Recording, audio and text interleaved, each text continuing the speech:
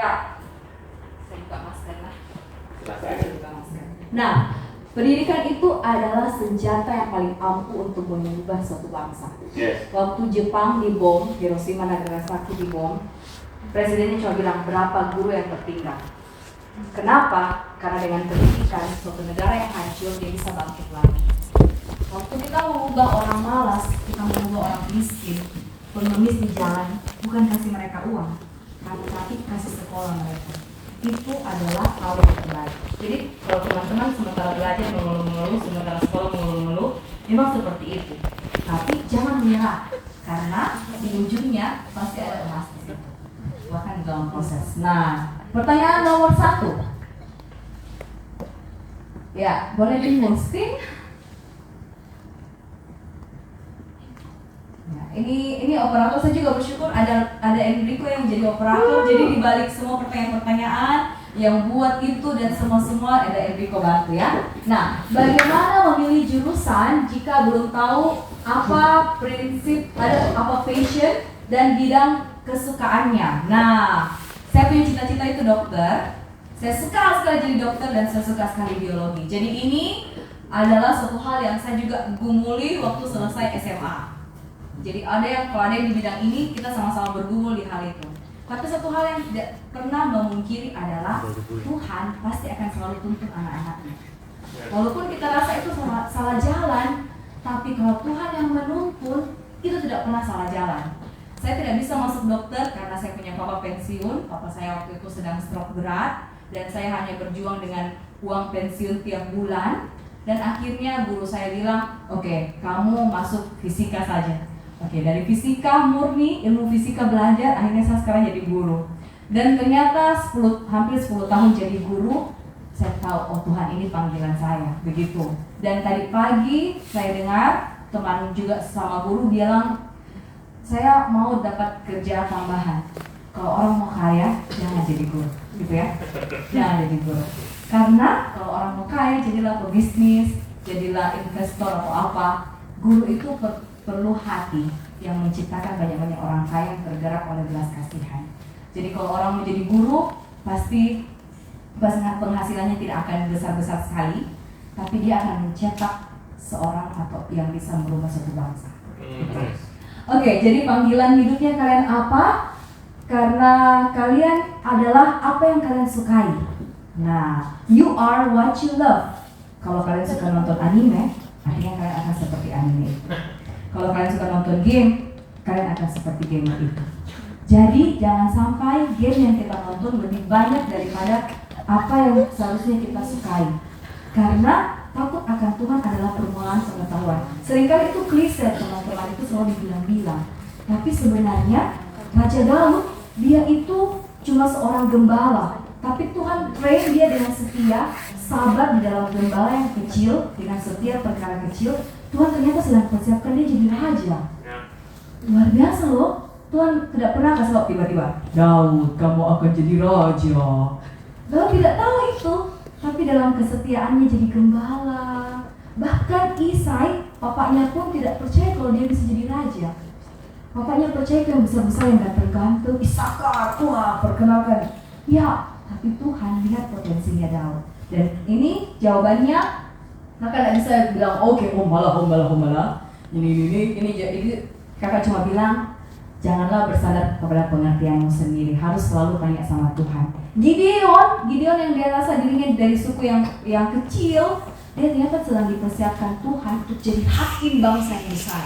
Dia tidak tahu itu, jadi kita harus selalu tanya Tuhan. Oke. Yang bertanya semoga puas ya. Kalau tidak puas, tolong kembali ke Curcol Enrico punya link ya. Nomor 2. Ya. Nomor 2 Enrico.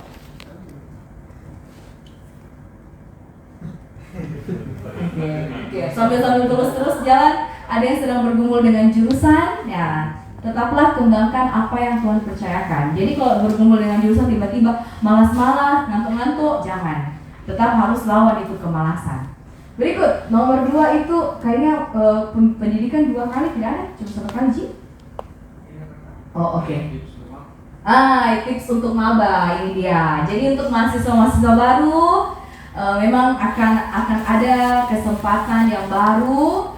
Kalau lagi dipercayakan, tetap setia mengerjakan itu. Nah, ini mahasiswa-mahasiswa baru, kalau misalnya diberikan kepercayaan apa, tolong tetap lakukan dengan setia. Pasti semua sini pernah jadi mahasiswa. Michael, Lodi nanti bisa tambah jadi mahasiswa ya, sudah kakak-kakak sudah kerja.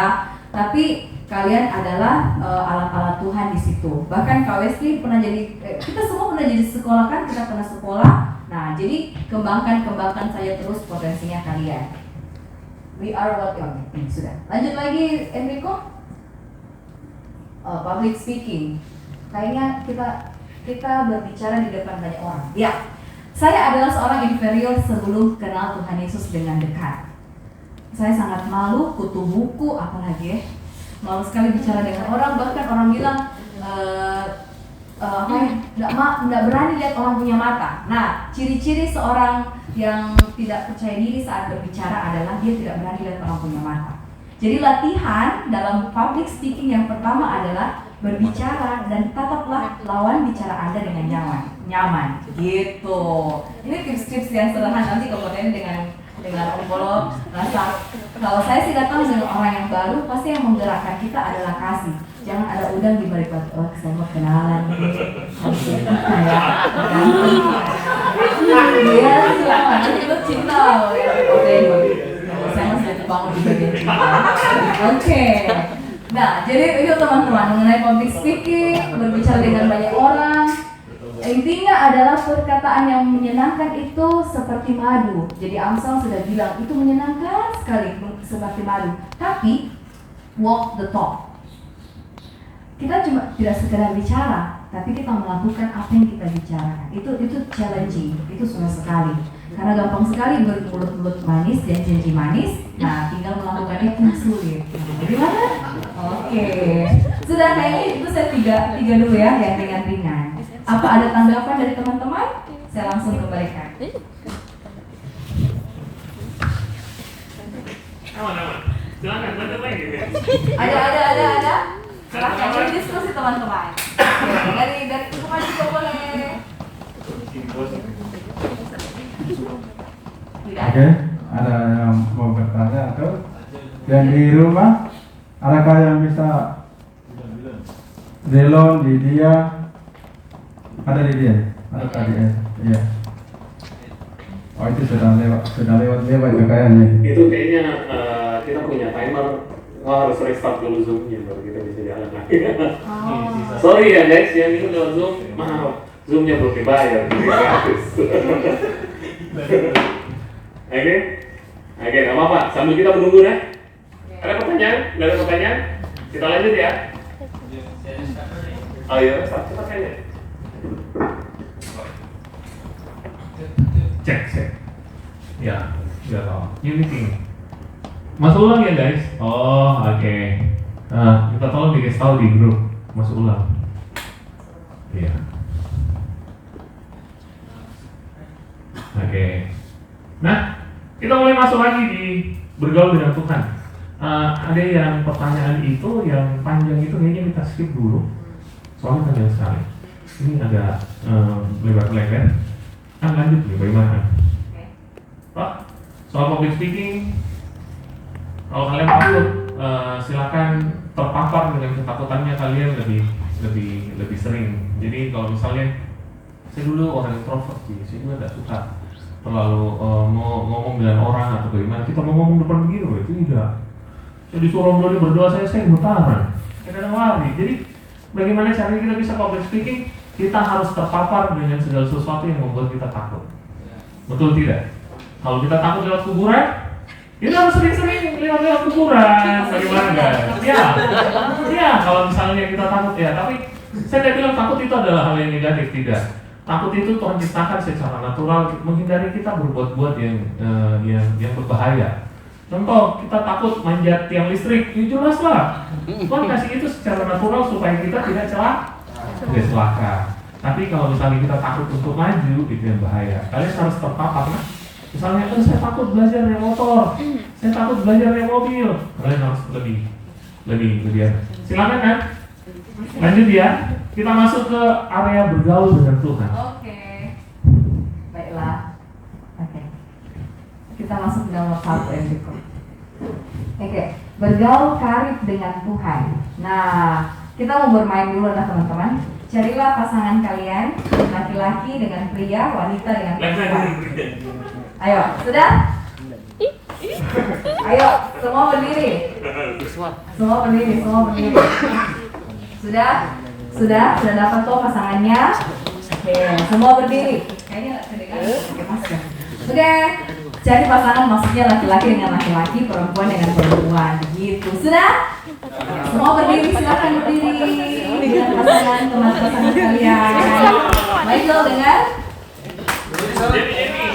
Ayo Jenny, oke. Ini lagi mempraktekkan public speaking minimal dengan teman yang ada di samping. Nah, kita mau bermain dulu. Nah, ini kan bergaul karib. Ini mengenai persahabatan. Pilihlah kalian mau pilih apa, genap atau ganjil, oke? Sudah? Bilang sama teman. Nah, sepakati kalian genap atau ganjil. Oke, siap ya? Kalau saya bilang genap, angka genap, kalian harus begini, di tangannya begini, saling silang. Ya, kalian tepuk tangannya teman kalian sampai genap. Kalau belum artinya 1 poin. Oke? Contoh. Christian ganjil, saya genap. Dibilang 10 artinya 10 hari. Kamu hindar. Terus. Hindar. Siap? Siap ya. Main dulu ya. Mengenai karib. Siap. Kenapa dia keluar? Dia lari. Kamu kan lari artinya teman. Oh, dia sini. Dia sini kok sama Sini sama sekolah. Oke, siap, lanjut.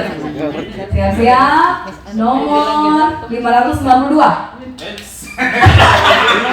Jadi atau benar itu guys, 592.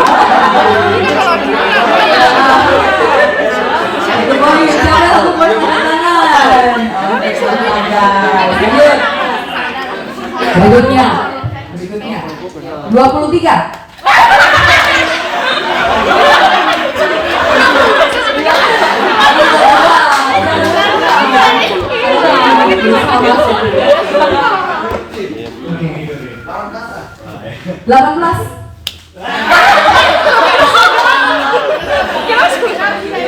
Pelan-pelan dulu. 2202.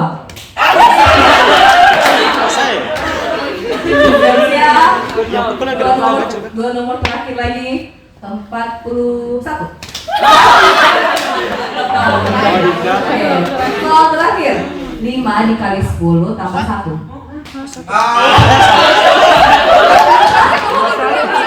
Oke, saya duduk teman-teman. Sudah sadar ya? Sudah sadar? Sadar.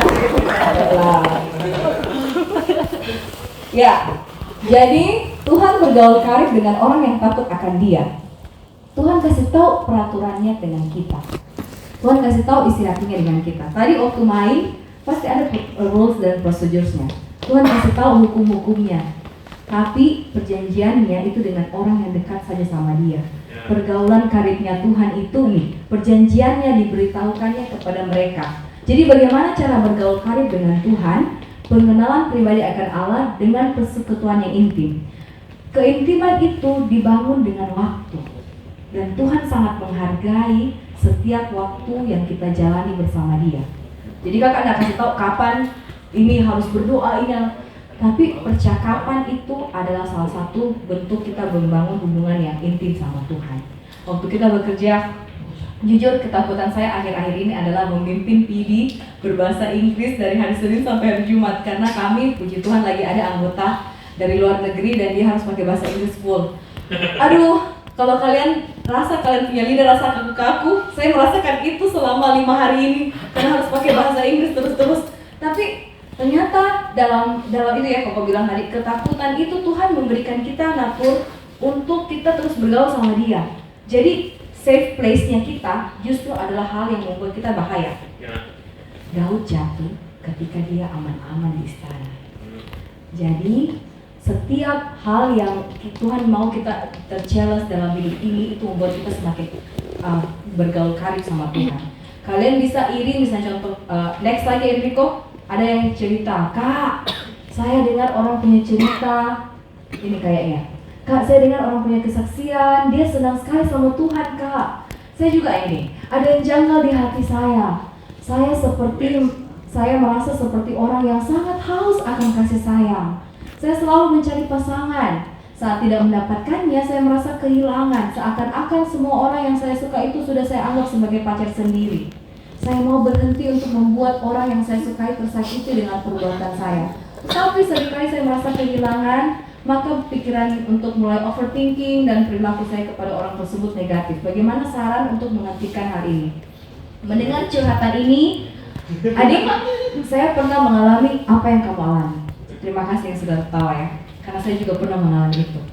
Dan kenapa? It's okay, itu normal. Kalian merasa pasti, kenapa ini aneh sekali? Saya rasa seperti itu. Dan waktu saya mengalami pengalaman ini, Tuhan kasih ingat saya mengenai perempuan Samaria yang ketemu Tuhan Yesus di sini. Ternyata Tuhan tahu dia punya banyak suami. Dia cari pemenuhan itu di pria. Dan saat itu dia tahu bahwa air hidup yang sejati itu cuma Tuhan Yesus. Kalau Tuhan tidak penuhkan bagian diri kita yang kosong, kita akan terus kosong dan kita akan terus cari pemenuhan itu di lain. Bukan saja di dalam pasangan hidup, di dalam apa yang kita sukai. Karena kita suka tempted, digoda dengan keinginan mata, keangkuhan hidup, keinginan daging. Kita akan terus dipuaskan dengan itu. Ya, itu ya teman-teman mengenai pergaulan. Minta sama Roh Kudus. Roh Kudus itu pribadi yang lembut sekali. Dan Roh Kudus kalau berbicara tak pernah paksa kita. Itu bagusnya Tuhan ya. Waktu Tuhan berbicara, Tuhan tidak pernah, kamu harus begini, kamu harus begini. Tidak pernah. Neil tidak mau main. Terus kakak marah, iya harus main. Ya, misalnya kakak ya kalau jadi guru harus begitu. Tapi kalau Tuhan tidak mau kita jadi robot. Tuhan mau kita taat dengan hati yang lemah lembut. Itu luar biasanya Tuhan. Oke, next. Kayaknya yang terakhir deh. Nah ini, kadang saya merasa cemburu melihat pengalaman pribadi dengan orang lain bersama dengan Tuhan. Wow, mendengar sharing pengalaman teman itu indah sekali. Namun sayang itu bukan pengalaman saya. Bagaimana caranya ya supaya saya juga mempunyai hubungan yang intim dengan Tuhan? Saya melihat satu kerinduan yang dalam sekali. Siapapun yang curcol tentang ini, saya punya ini merindingnya bulu-bulu. Mungkin terlalu perasa, tapi saya rasa sekali di sini betul-betul rindu sekali, dalam sekali. Ini kerinduan yang dalam sekali sama Tuhan. Ada orang iri lihat orang ini kalau Raja Daud itu cemburu lihat orang fasik kaya, saya kodong miskin padahal saya setia, itu dibilang di Mazmur. Tapi ini dia iri, Tuhan kalau dia alami itu saya juga mau. Dan Tuhan itu akan datang sama yang rindu sama dia. Jadi ketika ini pun kerinduan datang, itu digerakkan sama Roh Kudus. Minta sama Roh Kudus. Air hidup itu pasti akan terus memenuhi kita dengan dalam. Itu keunggulannya Allah Roh Kudus, karena dia lembut sekali. Kalau Tuhan menggerakkan kita, jangan pernah dilawan. Dan saya mau terbuka malam hari ini, saya jatuh dengan hal yang sangat saya benci pada saat saya libur baru-baru ini. Tuhan kasih ingat, jangan pernah berada di zona nyamanmu terlalu lama, Tasya. Jadi waktu libur itu bahaya sekali. Saya jatuh di situ dan merasa tidak layak. Waktu kita merasa tidak layak, kita pasti jauh dari Tuhan dan tidak mau berdoa datang sama Tuhan. Justru itu kesempatannya iblis supaya kita pergi dari Tuhan. Tapi jangan dengarkan itu. Waktu kita jatuh, justru kita harus datang sama Tuhan.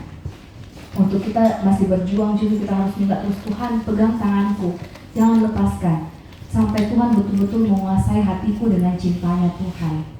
Tuhan tidak pernah menyerah sampai betul-betul kita serahkan semua sama Tuhan. Oke, kayaknya bagian ini mau ditambah sebentar. Oke, terima kasih. Luar biasa indah.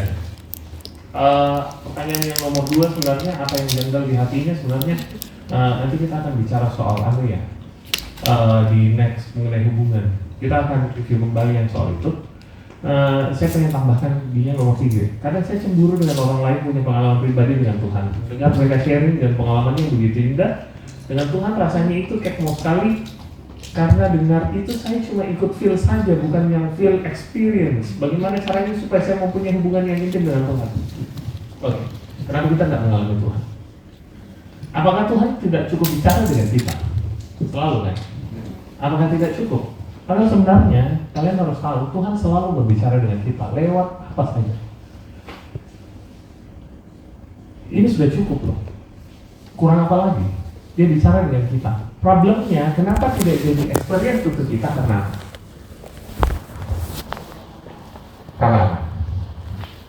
ayo bantu kayak jawab apa? Tidak merenungkan dan kita tidak melakukannya, makanya tidak terjadi. Oke? Problemnya kita itu kita selalu mendengarkan, informasinya kita tidak kurang banyak. Problemnya kita adalah kita tidak merenungkannya. Lepas dari kita merenungkannya, kita tidak melakukannya. Yesus selalu bilang, berbahagia orang yang mendengar firman dan melakukannya. Simple. Kenapa tidak jadi realita? Perhatikan di Matius 13. Di Matius 13 dikatakan tanah hati yang baik itu adalah orang yang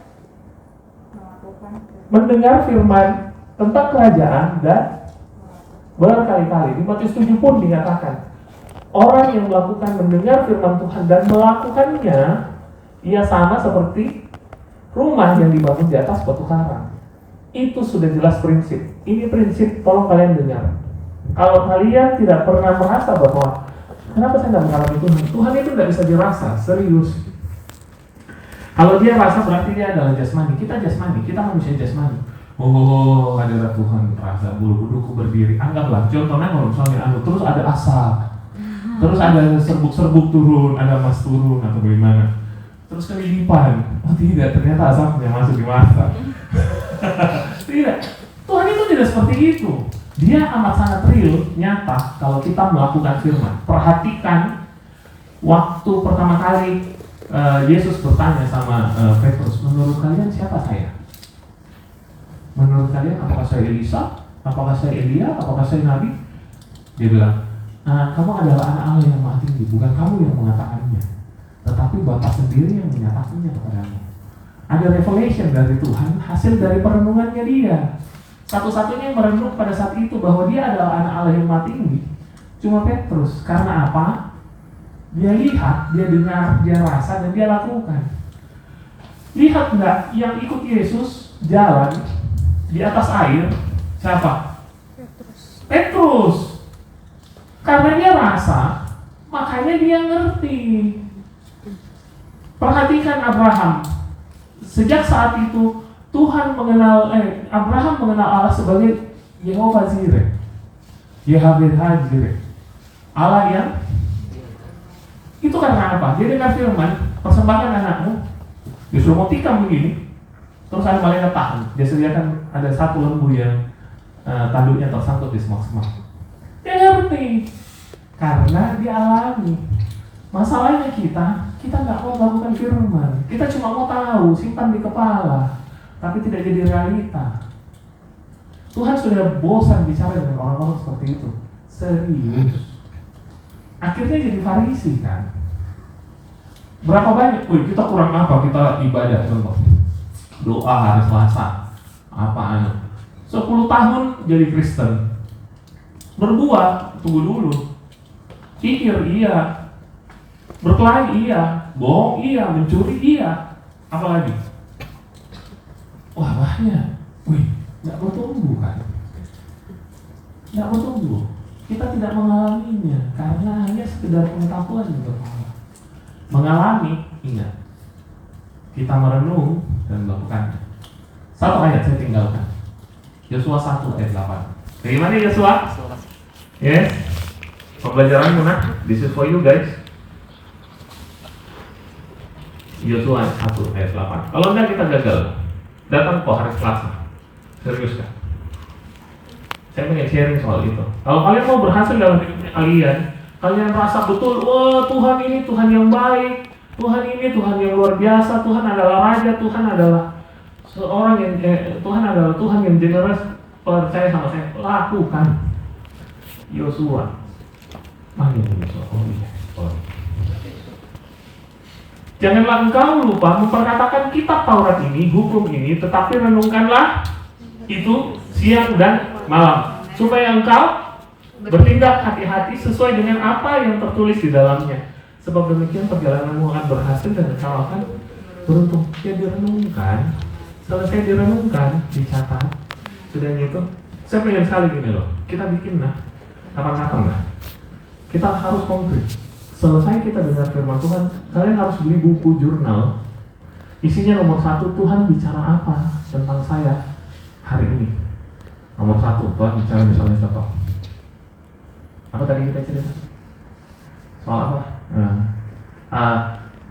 Tuhan berbicara bahwa apa kasusnya tadi kita?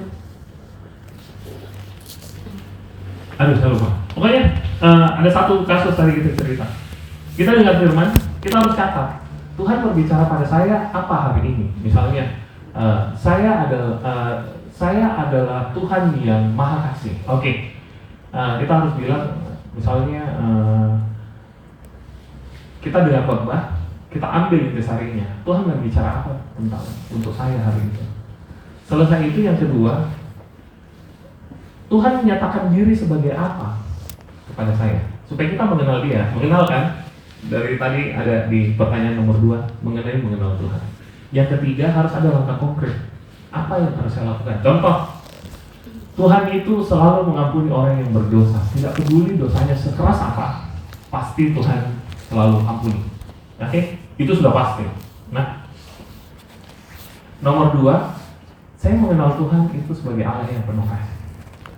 Betul tidak? Yang ketiga, apa yang harus saya lakukan? Langkah konkretnya harus konkret lah. Tidak muluk-muluk begitu. Saya harus berdoa. Nanti saya begini, nanti saya begitu. Tidak. Saya mau mengampuni rekan kerjaku yang bersalah sama saya. Saya mau mengampuni orang yang maki-maki saya. Saya mau mengampuni temanku yang pukul Pak. Namanya Yosia. Anggaplah. Itu harus terjadi. Dari situ kita ngerti. Oh, Tuhan itu penuh kasih. Bagaimana guys? Hal itu pun terjadi dalam diriku. Panjang ceritanya, nanti kita lanjut. Oke guys, bagaimana? Karena kalau ada tambahan? Oh lanjut. Oke, baiklah. Yang dari rumah ada tambahan? Thank you Kak Teddy. Oke, ada. Oke, thank you. Jadi dari saya kata-kata indah dari Kakak Teddy langsung aplikasinya ya, mantap sekali. Jadi teman-teman, memang paling enak itu adalah ditulis. Tulis. Semangat, nah. Lanjut, mau bergaul dengan Tuhan tuh? Tulis. Next. Nah, itu kayaknya apa ini? Apa judulnya nih Enrico? Ya, oh ini Story of Zacchaeus. Oke, nanti kita lewat saja. Skip Zacchaeus.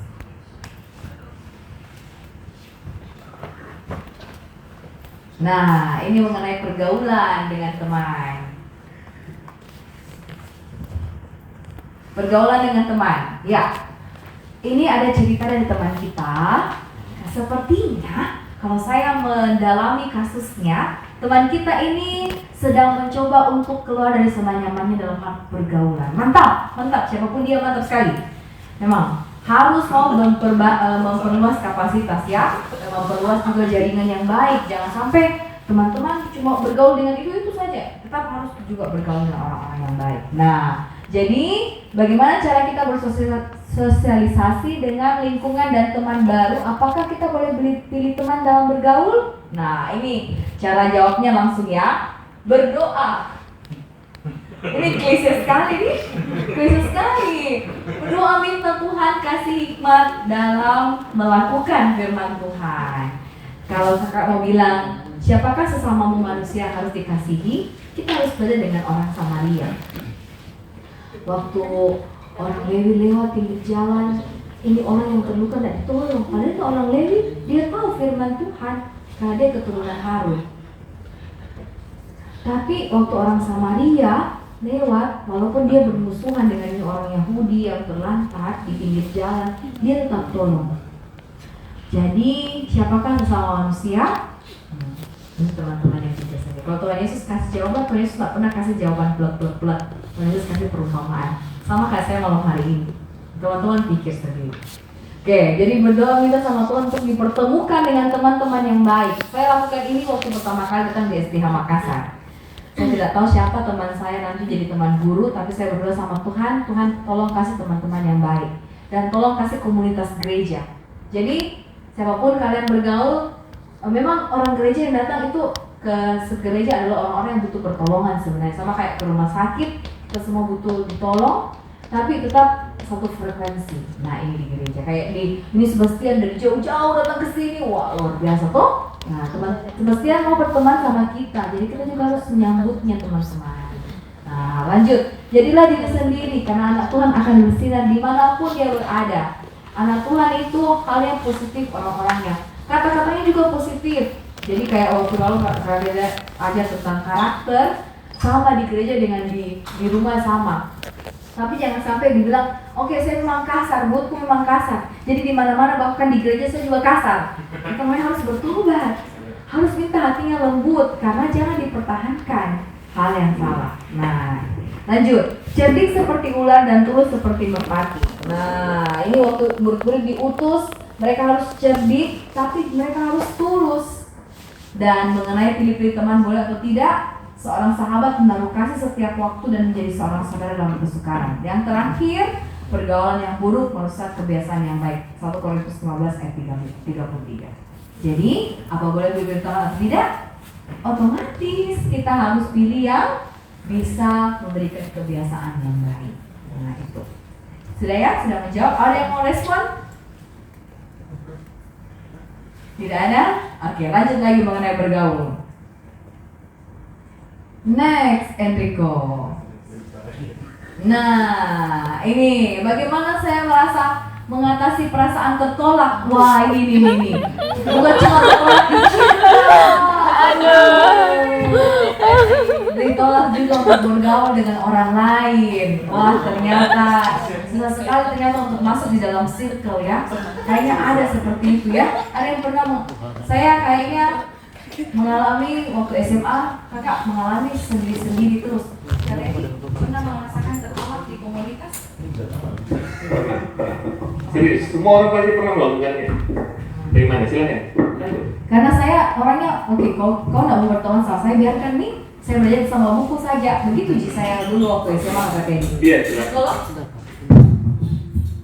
Ini saya tidak tahu ya tertolak dalam hal apa ya. Tetapi saya tidak mengaitkan dengan cinta. Kalau saya menangkapnya tidak dikaitkan dengan cinta mungkin tertolaknya bagaimana ya? Mungkin karena pergaulan dan mungkin ada kesalahan di dalam diri yang menyesal.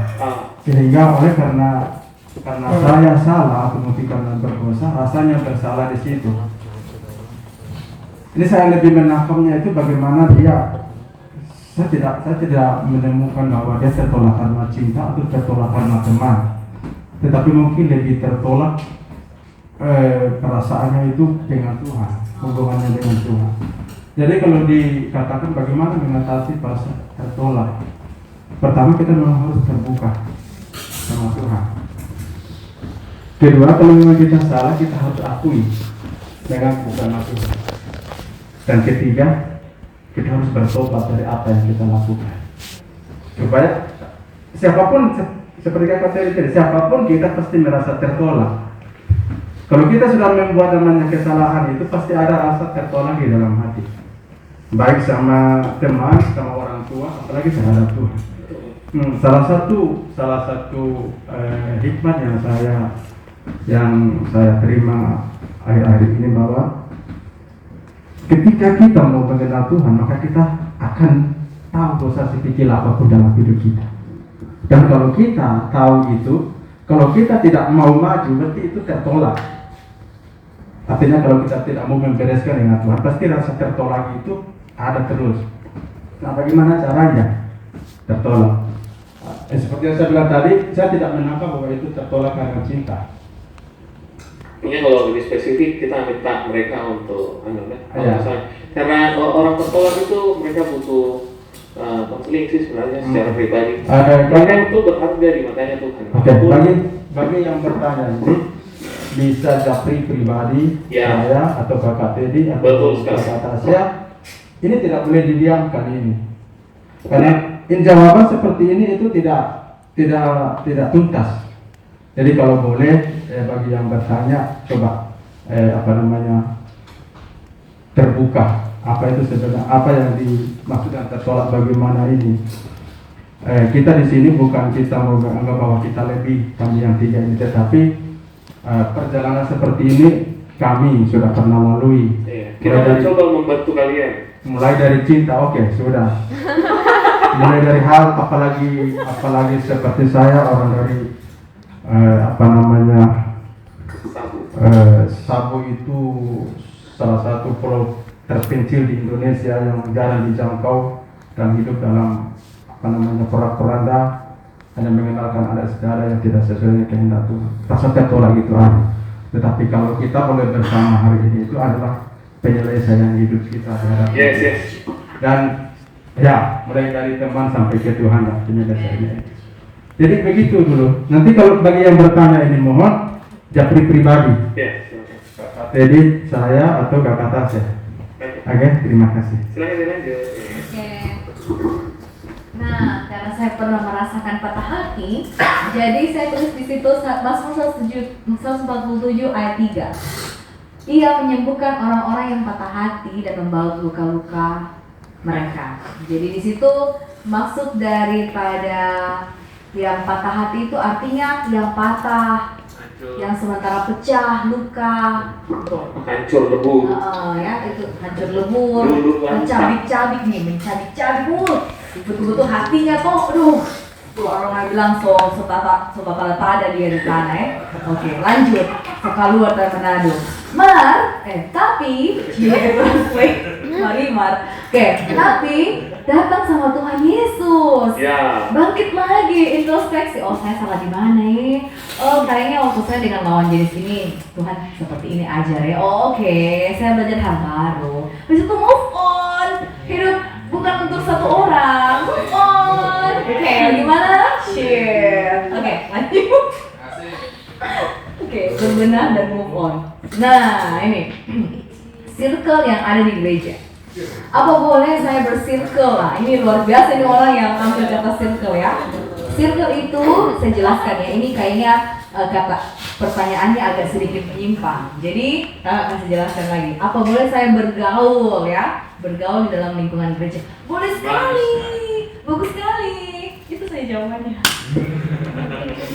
Karena pergaulan yang buruk merusak kebiasaan yang baik.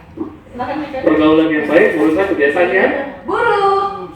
penting sekali. Cocok itu, betul. Jadi kalau misalnya kalian punya kebiasaan buruk, harus dihancurkan dengan pergaulan yang baik. Kalian butuh koneksi. Jadi kalian butuh bertemu support system. Kalau kalian ada satu ayat itu, kalian harus saling mengaku dosa dan saling mendoakan. Itu memang penting loh. Untuk supaya kalian pulih. Kalau kalian nggak pulih, kalian akan bisa pulih. Kalian bisa sendiri hadapi dosa, tidak bisa. Kekuatan sendiri, tidak bisa, tidak sanggup. Butuh pulih, butuh komunitas, apapun itu. Saya nggak suruh bilang kalian rajin datang ke gereja saja ya, tidak. Beda itu orang datang ke gereja, datang duduk diam dengar, begitu selesai, minum cappuccino terus pulang gitu. Tidak, beda sekali itu kan. Jadi kalian harus duduk dan kita harus ada circle seperti ini. Bagaimana guys? Silakan. Iya, join. Silakan. Haleluya. Halo. Ada pertanyaan dari dulu? Hai. Ini bukan saya bertanya, saya teruskan dengan pikiran saya. Oke. Mungkin kalau yang saya lihat dari pertanyaannya, siapa tahu mungkin maksudnya si penanya ini boleh tidak dalam gereja itu kita kayak punya circle Berkotak-kotak. Iya. Oh tidak Ji, pertanyaan lengkapnya seperti ini. Joen, sorry saya. Shalom, saya ingin bertanya tentang circle yang ada di gereja. Saya sebelumnya dari gereja lain. Saya dapat link dari teman saya bukan dari gereja kalian, tapi dari gereja saya yang ada di Manado. Bagaimana pendapat anak-anak sekalian tentang circle yang ada di gereja? Apakah boleh bersirkel di gereja? Gitu ya. Boleh saya bertanya juga sekali. Silakan, boleh sekalian. Ini dari join kok? Ya, Pak. Atau pertanyaan titipan juga? Bukan tipe sih, saya kayak dengar ada orang-orang yang bicara dan saya kayak penasaran juga bagaimana karena case-nya juga ada di anak ini, jadi mungkin saya mau coba tanyakan. Silakan.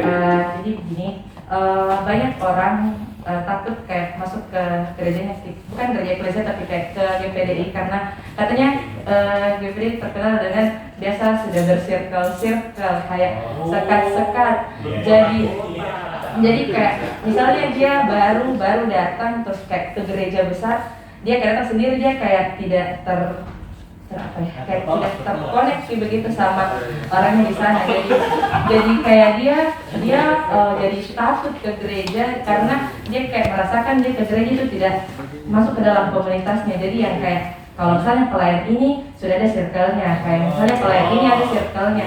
Kalau kau tidak melayani ada temanmu sendiri yang lain lagi yang dari entah dari satu sekolah atau apa yang lain. Tapi kalau kau memang datang sendiri tidak apa-apa, misalnya tidak bikin apa-apa, maka kau tidak punya circle dalam gereja. Jadi kayak tertolak juga seperti itu. Jadi saya makanya kalau kayak seperti itu kira-kira harus bagaimana, karena kasihan ini jiwanya loh, kasihan dia mau datang di gereja tapi karena ada hal-hal seperti itu dia kayak akhirnya tidak bisa bertemu dan akhirnya kemarin saya sempat dengar katanya dia jadi nggak mau ke gereja gitu. Terima kasih. Bagaimana menjawab dan follow? Silakan. Oke. Ini saya juga tidak bisa apakah salah dia atau salah yang di dalam gerejanya itu. Jadi kita tidak bisa mengatakan salah. Jangan sampai juga dia juga datang diam-diam pulang diam-diam. Itu salah. Yang kedua juga yang salah dalam gereja juga tidak ada yang peduli dengan dia. Banyak saya juga dengar yang seperti itu, bahwa saya datang tidak ada yang sapa. Ada juga yang seperti pindah gereja, yang tidak mau lagi bergabung, tapi bukan di sini ya, di tempat lain. Tidak ada di sini, tidak ada. Di sini, karena apa namanya? Jadi katanya dia juga datang tidak disambut, pulang juga tidak ditegur. Akhirnya satu kali itu saja masih di gereja. Nah, memang ini sebenarnya saya sudah belajar sih, kalau ada orang baru disapa. Doni selalu juga bilang kalau ada pemuda baru disapa. Ada beberapa orang yang saya sudah tanya sudah datang hari Jumat tapi tidak datang. Tidak apa-apa sih, yang penting kita kan sudah melakukan tanggung jawabnya kita. Menerima mereka dengan lapang hati, dengan kasih. Kalau mereka yang menolaknya itu bukan tanggung jawabnya kita lagi. Masalah itu sih kalau di dalam GPDI saya tidak merasa yang ada. Atau kalau di gereja ya. Oke, di semua gereja, bukan saja di GPDI. Sebenarnya itu jadi masalah untuk semua orang karena dari dulu sampai sekarang mau ras, mau kekayaan, ada yang kaya, ada yang miskin, ada yang dari etnis mana, ada yang dari mana, itu sudah jelas pasti terjadi. Tetapi dalam kerajaan Allah itu tidak ada seperti itu. Saya yakin kita di sini tidak pernah. Kalian pernah didapati bahwa ya kan? Saya pernah dengar kesaksian satu teman persekutuan, dia baru pindah ke gereja lain, dia baru mau salaman dengan asyirnya lihat itu ada orang kaya yang baru datang di belakangnya, tangannya gini. Kau tahu itu siapa toh? Kau tahu nih? Yang sering naik sepeda sama gitu. Pokoknya rusak sekali gitu loh. Bukan siapa benar siapa salah, tetapi itu masalah budaya. Budaya. Kalau kita punya kasih yang meluap dari atas turun ke bawah, tidak memandang muka, kita tidak akan kayak gitu. Oke guys, bagaimana kalian mau? Oke, jadi kalau untuk apakah boleh di dalam gereja? Kalau pada konteks saya itu yang tidak boleh sebenarnya kalau kita sama. Maksudnya berarti tidak boleh, dan saya juga tidak setuju kalau tanya sama saya untuk kotak-kotak dalam gereja.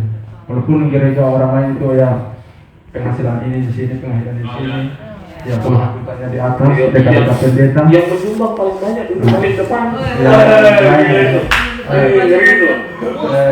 Gitu.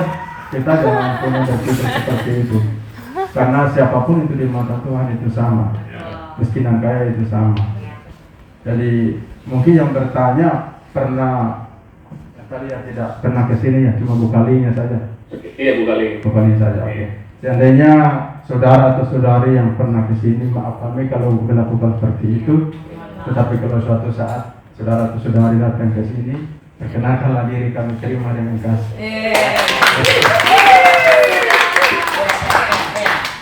Iya sih, saya cuma mau tambah satu Joen. Kita semua memiliki dapur dosanya. Jadi kita memang bisa pasang ekspektasi sama orang. Bahkan kakak juga seringkali kita pasang ekspektasi, tapi saya terus berjuang begitu. Jadi kita sama-sama terus berjuang, tapi jangan sampai ini juga satu warning bagi kita teman-teman. Nah, kali ini kalau saya ada yang belum kenal sama temannya, sebentar habis pulang ibadah berkenalan. Jangan langsung pegang HP main game. Nah, gimana guys? Nanti Chris dengan Christian saja terus. Nanti berikut next Kak Michael misalnya, Chris bergaul dengan kenalan semua. Oke, makasih atas masukannya, sekaligus pertanyaannya. Next, sudah kayaknya bagiannya saya ini. Oh, sudah ya? Iya, silakan. Oke. Ya, bagus sekali ya bagiannya. Oke, sudah. Dilarang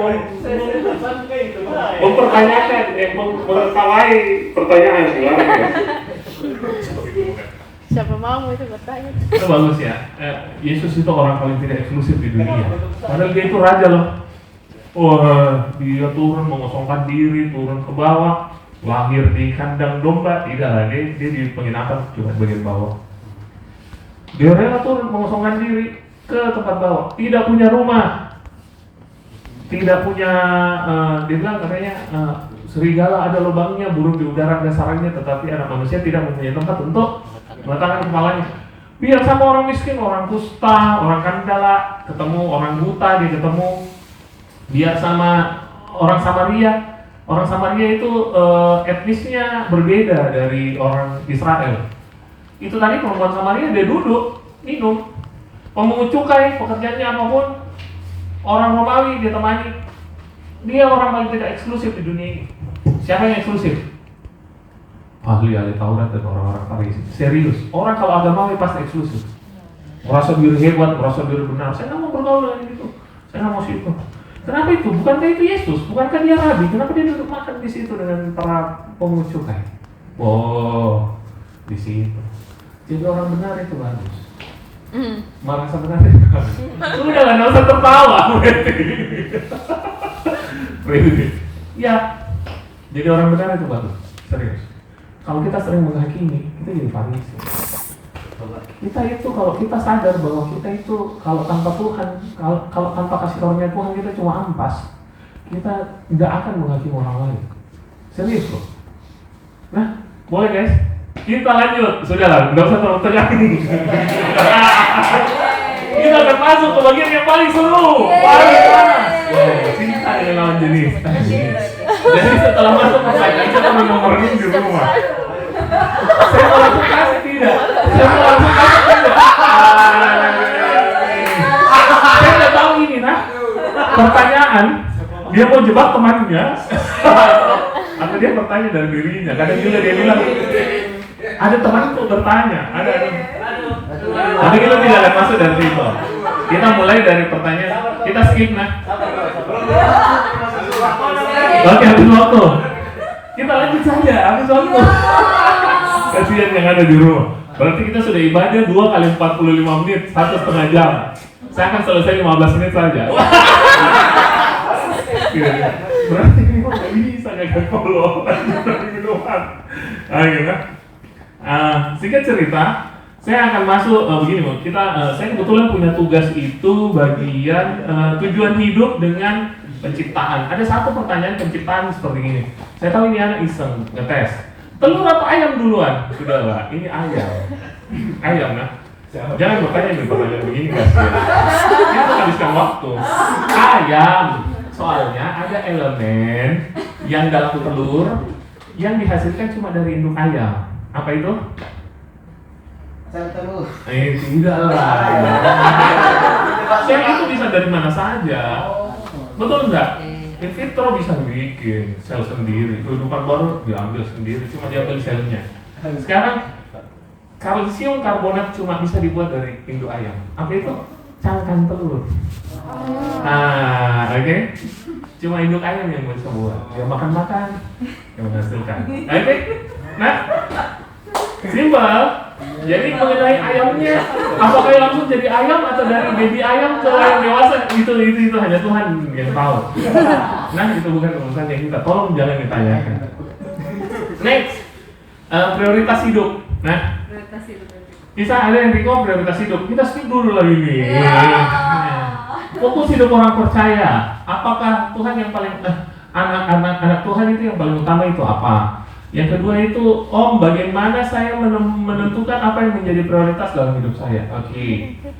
Ini kita coba buka dalam Roma 8 ayat 28. Itu adalah prioritas hidupnya kita. Prioritas itu mengenai apa yang kita utamakan. Keberhasilan kita adalah mengutamakan yang utama. Jadi kalau mau berhasil adalah mengutamakan yang utama. Harus mengutamakan prioritas. Bagaimana caranya menentukan prioritas? Nanti saya ajarkan sebentar sekali. Roma 8 ayat 28 29. Tolong dibacakan. Christian please.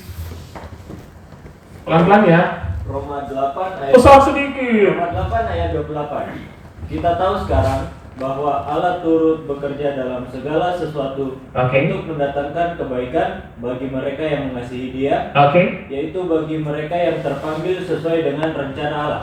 Tunggu, sabar nah. Bagi mereka yang terpanggil sesuai dengan rencana Allah. Apa rencananya Allah? Sabar. Kadang kita suka ya dengar gitu. Kita tahu sekarang bahwa Allah turut bekerja. Wah, Tuhan turut bekerja. Saya senang, saya susah. Pasti mendatangkan kebaikan. Iya, tapi untuk apa? Rencananya Allah itu untuk apa? Coba kita lihat ayat 29. Sebab semua orang yang dipilihnya dari semula, mereka juga ditentukannya dari semula untuk menjadi serupa dengan gambaran anaknya, supaya ia, Yesus, anaknya itu menjadi yang sulung di antara banyak saudara. Kalian semua saudara. Kakak sulungnya kita, aku, siapa? Yang paling utama itu karena kita selalu memandang ke Dia. Perhatikan Kejadian 1 ayat 26 dikatakan pertama kali kita diciptakan gunanya kita untuk dalam keserupaan kita memerintah. Kita tidak akan bisa memerintah kalau misalnya kita tidak serupa. Kita tidak bisa mengelola bumi kalau kita tidak serupa. Pengejarannya kita harus keserupa. Prioritasnya kita harus keserupa. Betul ya? Tapi setiap orang kan punya prioritas masing-masing. Ada yang pengen terkenal, ada yang pengen kaya. Kalau prioritasnya beda, tujuannya beda, prioritasnya pasti beda. Contoh, saya selalu kasih contoh. Kalau kita mau ke Malino, beda dengan kita pergi ke Tanjung Bira. Betul? Kalau ke Malino, prioritasnya kita bawa baju apa? Oh, iya, bawa selimut, bawa apa lagi? Kupluk, bawa jaket. Bawa baju yang dingin, yang tebal-tebal. Kalau ke pantai, kacamata hitam, baju pantai, snorkeling. Beda kan? Beda kan? Oh jangan dilingnya nanti, yang kau ingat. Orang ini kau ingat diling saja kan? Beda kan? Dalam hidup pun begitu. Menurut mereka, prioritas untuk keserupaan tidak penting. Wah, ini loh kegagalan hidup. Ironi terbesar dalam hidup itu kita berhasil di luar kehendak Tuhan. Saya ulangi lah.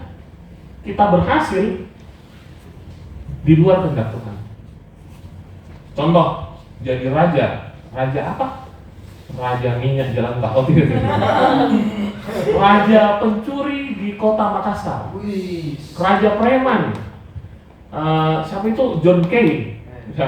Itu raja preman di Jakarta, semua debt collector, tukang parkir, apa semua itu kepalanya dia. Di luar kehendak Tuhan kan. Betul tidak? Itu ironi terbesar dalam hidup. Bayangkan. Nah, kita coba nah. Ini tanda-tandanya kita keserupaan dengan Tuhan. Masalah mau kaya, saya selalu bilang sama orang, cuma orang selalu tahu kalau saya bilang. Beli rumah, dapat payung. Beli mobil, dapat gelas. Kita cari payungnya, kita cari gelasnya. Kita lupa rumahnya, kita lupa mobilnya. Kita lupa yang esensi. Tuhan selalu bilang, Matius 6 ayat 33, carilah dahulu kerajaan Allah dan kebenarannya, maka semuanya akan ditambahkan. Segala sesuatunya akan ditambahkan. Segala sesuatu, mau uang, mau damai sejahtera, sukacita, keberhasilan, semua itu kita cari yang itu. Ini parah sekali, kecelakaan terbesar dalam hidupnya kita. Hancur nggak? Oke, saya ajar ya bagaimana caranya pilih prioritas. Bisa minta tolong, ada satu file yang namanya matriks. Matriks prioritas. Nah, pengejarannya kita itu ya, menentukan prioritas hidup. Nah, karena dia bilang, oh bagaimana cara menentukan apa yang menjadi prioritas dalam hidup saya. Sekarang tujuannya apa, pengejarannya apa. Tiap-tiap orang punya prioritas masing-masing kan. Bagaimana? Kaya kah, terkenal, cewek banyak. Betul. Satu orang kaya pernah diwawancarai. Saya lupa siapa namanya, diwawancarai. Dia bilang, menurutmu bagaimana caranya jadi orang terkaya di sini? Oh iya, saya kerja keras, apa segala macam. Terus ditanya, dia ada statement, dia bilang gini, saya sudah mencapai di gunung taraf tertinggi dari yang pernah dicapai sama seorang manusia. Saya kaya, yang paling kaya. Dia bilang apa? Ketika saya di atas, dia tanya, ada apa di atas? Tidak ada apa-apa. Kenapa? Ya karena dia sendiri dong. Iya kan? Mau ada apa? Mau ada pohon, siapa yang tanam? Tidak ada, dia sendiri, hidupnya sendiri. Bayangkan kok, orang-orang yang kaya itu biasa kesepian ya. Ada satu kakakku namanya Tommy. Itu semua orang yang dari yang punya Ferrari sampai yang kaya hasil kartu kredit itu datang semua ke dia. Jadi datang ke dia cuma untuk cerita kesusahannya, apanya. Serius loh. Kaya itu tidak menjamin kebahagiaanmu, kaya itu tidak menjamin bahwa anak-anakmu jadi bagus, anak-anakmu jadi enggak, stay away. Hilangkan baik-baik itu di dalam kepalamu. Coba lihat, Bill Gates baru-baru pernah dengar beritanya? Bill Gates, dia mau jual semua, dia mau donasikan semua kekayaannya sebelum dia mati, semua, karena dia rasa ya ngapain. Pada akhirnya juga tidak ada apa-apa. Mau jadi apa? Oh, saya mau jadi Bill Gates. Saya mau pintar belajar komputer seperti Bill Gates. Hasilnya dia bilang, yang paling juga. Kalau mau makan pangsit, ya pergi pangsit Palu. Pulang di rumah minum kopi sama anak-anak, jalan-jalan, ya gitu aja kan. Terus kalau kau punya kekayaan terus kau nggak punya semua, ya ngapain? Pada akhirnya juga kau cuma menikmati hidupmu dengan keluargamu dengan Tuhan. Nah, kalau pengejarannya kita adalah Tuhan, di atas puncak ada siapa? Ada Yesus, ada Tuhan. Guys, come on, pengejarannya kita jangan sia-sia. Di atas puncak ada tuh. Weh, hatinya kita harus rindu dong. Oh Yerusalem, kota mulia, hatiku rindu ke sana. Betul tidak? Itu dong. Kerinduan ini harus sama-sama dengan Tuhan. Kalau Tuhan ada, apa yang kurang? Tidak ada, cukup. Betul tidak? Bagaimana guys? Kosong kalau misalnya cuma mau duit. Itu kasihan mereka. Akhirnya ada 4 matriks. Ini menentukan kehidupanmu. Kita sudah tahu tujuannya kita, oke? Bukan uang ya. Kalau uang yang urgent itu ya investasi. Betul tidak? Menabur di ladang kripto. Oke. Investasi bodong menghakimi. Oke. Terus tipu orang, member get member. Oke, tanggaplah, perhatikan. Urgent, important, not urgent. Jadi ada hal yang urgent tetapi dia juga important. Lakukan sesegera mungkin dengan deadline-mu. Saya kasih contoh. Saat teduh setiap pagi. Ayo. Adakah itu menjadi prioritas? Kalau prioritasnya kita mengenal Tuhan dan keserupaan, saat teduh merenungkan firman harus jadi prioritasnya kita kan. Contoh, olahraga 15 menit setiap hari. Masuk matriks mana? Ada important but not urgent, ada not important, ada urgent. Oke? Ada not important and then not urgent. Kalau di sini lakukan, kalau di sini schedule, kalau di sini kau delegasikan ke orang, suruh orang lain bikin. Kalau yang di sini jangan mau kau lakukan, hilangkan. Tangkap nah? Cukup jelas? Important itu hal yang penting. Penting.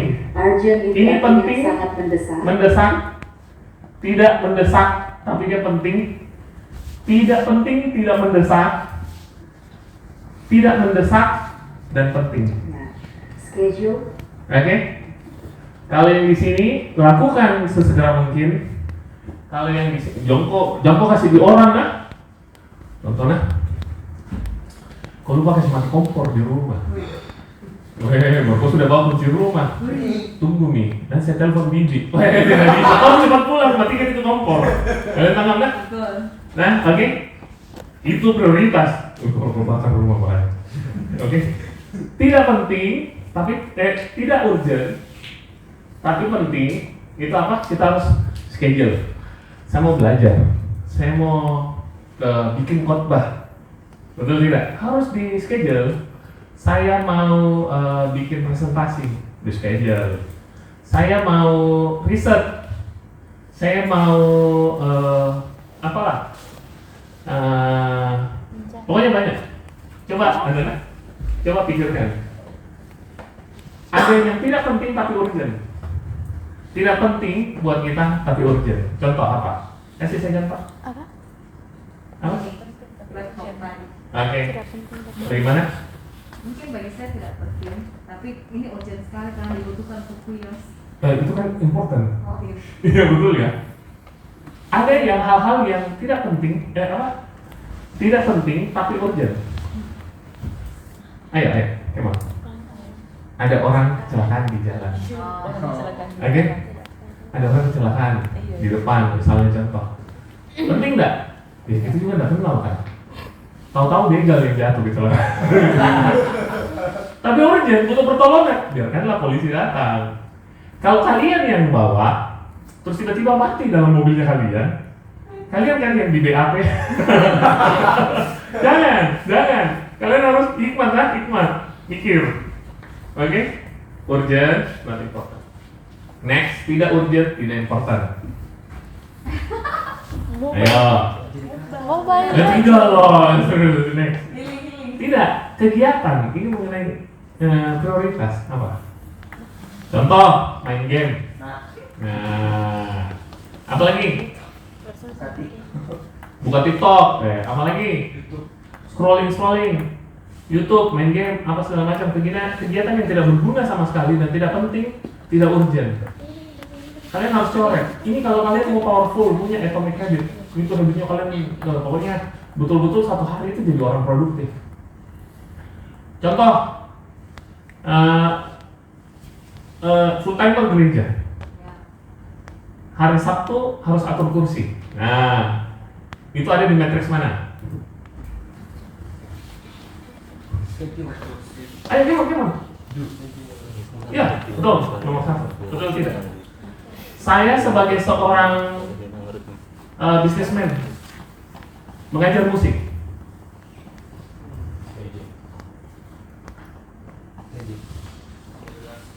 Delegasi dong.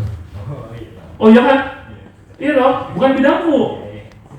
Sama jadi kayak saya suruh polisi atau orang tabrakan. Iya kan?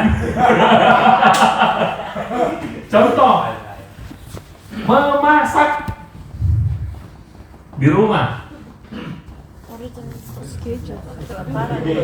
Delegate. Karena ada bibi. Ya, betul tidak? Ada mama. Betul tidak? Belajar. Oh harus merenungkan firman. Betul tidak? Main keyboard di gereja. Main keyboard di gereja. Dan keyboard itu ya.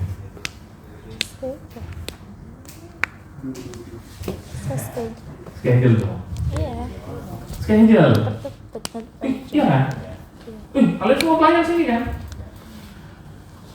Problemnya orang lebih mengutamakan pelayanan dibandingkan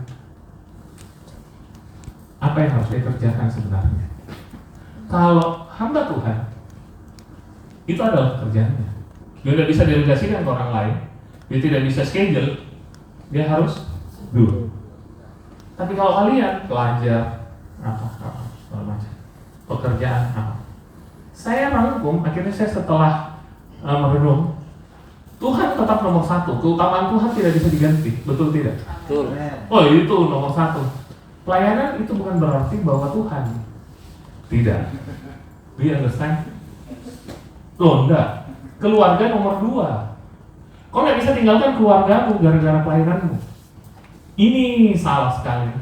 Banyak orang melayani di gereja, keluarga hancur berantakan. Anak-anaknya lagi narkoba, free sex, segala macam. Gara-gara atas nama pelayanan. Kalian harus hati-hati ya. Nomor 1 adalah Tuhan, nomor 2 keluarga. Family comes first. Yang ketiga, ya kalian semua keluarga aku lah di sini. Kalian penting bagi saya. Oke, nomor 3. Pekerjaan. Apa? Pekerjaan. Tidak. Prioritasnya. Tidak. Nomor 3. Pekerjaan. Pekerjaan. Ingat, kalian bekerja. Banyak orang bilang ini. Oke. Kita diciptakan Tuhan ciptakan untuk menyembah. Oh. Kedengarannya wangi banget ya. Perhatikan, Kejadian 1-3 tidak ada kata menyembah sama sekali saya temukan. Apalagi menyanyi. Hati-hati nah, jangan terjebak dengan teologi. Kata menyembah pertama kali ditemukan waktu apa? Abraham mempersembahkan Ishak. Betul, dia mau mempersembahkan Ishak, dia mau tusuk anak-anaknya. Dia mau tusuk anaknya. Dia bilang begini, Papa naik dulu ke gunung, kau tinggal di sini bujangku, saya mau menyembah, sembahyang. Tapi dalam bahasa Inggrisnya apa? Menyembah, mengerjakan sesuatu. Hidupnya kita itu adalah persembahannya kita. Hidupnya Ishak kan. Oke, Kejadian 1-3 tidak ada kata menyembah, yang ada kata apa? Bekerja. Pekerjaannya kita adalah bentuk penyembahannya kita kepada Tuhan, apapun itu. Kalian harus ngerti nah. Jangan pekerjaannya kalian keteteran terus kalian bilang, saya Kristen. Wah itu, lu siapa? Bikin malu. Kalau kalian excellent, terus bilang semua itu karena Tuhan. Langsung kan orang bilang, ini anakku ini yang ngomong. Betul tidak kan gitu kan? Terus kalau tiba-tiba ini satu namanya Paulus ditangkap mencuri ayam. Masuk ke polsek Tamahati ditangkap mencuri ayam. Gimana itu? Paulus Kristen ini, Kristen pasti. Aduh, belum tentu. Iya leh. Terbawa aja. Makanya terbawa. Jadi bayangkan, yang memuliakan Tuhan itu perbuatannya kita. Kita disuruh bekerja, mengelola Taman Eden, mengelola bumi ini. Kalau kita excellent, wih, orang Kristen itu makanya begini, orang Kristen itu makanya kasih. Tidak ada baku hantam, tidak ada baku pukul, tidak ada percekcokan. Hidup saling damai, saling mengasihi. Karis. Siapa rajanya? Yesus. Betul tidak? Tangkaplah. Kita memuliakan Tuhan. Nomor 1, Tuhan yang pertama. Ingat kok, ini prinsip. 1, Tuhan yang utama. 2, itu adalah keluarga. Yang ketiga, pekerjaan. Yang keempat, pelayanan. Ada orang memang yang harus keutamaannya itu adalah pelayanan. Hamba-hamba Tuhan di sini memang adalah keutamaannya. Kita mensupport mereka, betul tidak? Kalau support harus full. Betul tidak? Apapun itu. Tapi ingat, prioritasnya kita jangan jago kandang nah, pelayanan, di luar kita keteteran. Oke guys, sudah terlalu lama saya bicara. 15 menit lagi. Kayaknya kita sudah selesai kan? Iya. Iya, kita masuk ya area percintaan.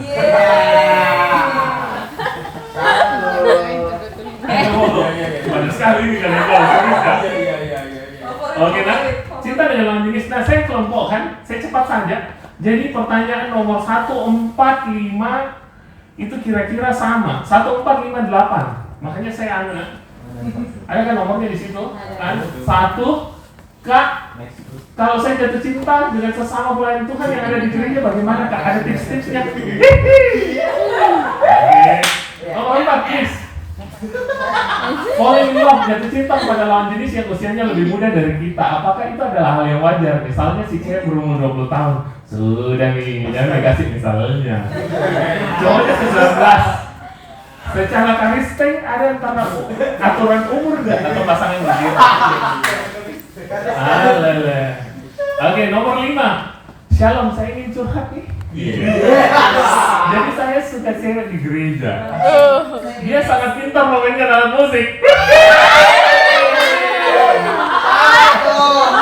Apakah itu salah atau itu baik-baik saja? Jadi apakah menyukai teman gereja sendiri salah atau bagaimana? Tolong jawab kakak-kakak, sebelumnya saya dari GPD Eklesia. Tidak, dia tulis begini. Dari GPD BTS sudah nggak tanya. Jadi BTS nggak, kata BTS ini kan nggak bohong.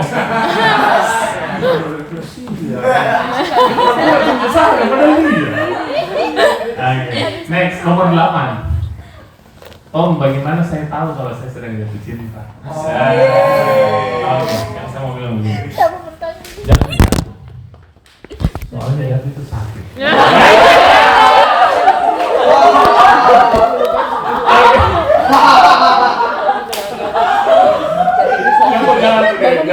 Lebih baik bangun.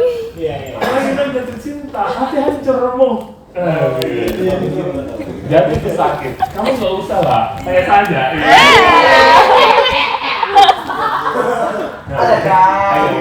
Begini, gereja ini jarang satu atau begini. Hal ini harus kita bahas lah. Ingat. Di mimbar ini jarang. Memang harus luas ya. Karena bapak-bapak nggak mungkin bicara masalah begini. Nah, kita di youth gampang bicara masalah begini. Kalian harus ngomong. Nah, tanya saja suka-sukanya kalian. Mau seliar apapun pertanyaan kita layani gitu. Nah, jadi ya supaya kalian nggak gagal di depannya. Kalian tahu kan? Kalian tahu harus melakukan apa. Kalian harus tahu gimana. Jangan kita ngobrolnya tahu-tahu anak-anak jatuh gitu. Terus ngobrolnya berkat, ngobrolnya kayak masuk surga, terus masalah kehidupan kita kalah, binasa kan? Ada di satu gereja itu hancur lebur, betul-betul hancur lebur hanya karena mereka menjalankan cuma rutinitas, komunitasnya berantakan gitu. Kita harus sama-sama dewasa. Jadi gini, perbedaan usia tidak begitu penting, yang penting dewasa. Oke? Saya pernah lihat ada yang berjenjang, tetapi seharusnya begini, harus seimbang. Beda 4 tahun. Wah, haleluya. Om Doni beda dengan Tante Lance itu 9 tahun. Siapa yang lebih tua? Tante Lance. Tante Lance. Serius? Masa di dapur? Kan yang tahu kan? Yang cewek lebih tua. Beberapa pasangan mungkin yang lebih tua. Nah, biasa kalau saya udah bilang kalian harus cari om-om kan? Jangan. Tapi perempuan itu jauh lebih cepat dewasa menghadapi kehidupan dibandingkan laki-laki. Makanya pada saat dia matang, itu laki-laki sudah di atas, gitu ya. Maksudnya dia sudah di atas. Karena laki-laki itu seiring kehidupannya mereka punya banyak pengalaman. Mungkin kelihatan di zaman-zaman umur 25 masih main game, masih ngurusin hal yang tidak, prioritasnya masih nomor 4 terus, hal-hal nomor 4 terus yang dia lakukan. Memang kelihatannya gitu, tapi seiring waktu pas mulai masuk 30 mereka matang. Jadi banyak nih, kayaknya gitu ya, ganteng ya, pintar ya, apa-apa ya. Padahal kan bawa belur juga di belakangnya. Nah, yang jadi problem kan bagaimana caranya menemukan orang yang tepat, yang punya potensi kan. Nah, betul tidak? Itu selalu jadi pertanyaannya, selalu. Wah, masih berandalan. Oh iya kan? Wah, masih naik motor, masih apa. Saya pernah diputuskan gara-gara gitu. Curhat. Tidak memang. Mama. Nah. Jadi ceritanya begini. Saya dulu itu bukan saya suka masak. Saya pernah kerja di depan gereja, ada satu gereja Petra namanya dulu, Sungai Sadang. Saya kerja goreng ayam, jual ayam goreng Kentucky Bajakan. Gitu ya. Kalian tahu lah ayam Kentucky Bajakan, namanya Red Crispy, saya masih ingat. Nah, meskipun bukan saya yang goreng, Fanya punya om yang goreng. Oh. Jadi, saksi hidup itu, nggak tahu kalau dia masih hidup ya. Jadi, saya tuh masih kelihatan tidak punya potensi. Saya pacaran dengan istriku sekarang, tantenya bilang gini, kok harus kasih putus dia nah? Kok harus pacaran dengan ini? Dia itu dokter, apa. Tapi, cinta itu tidak bisa.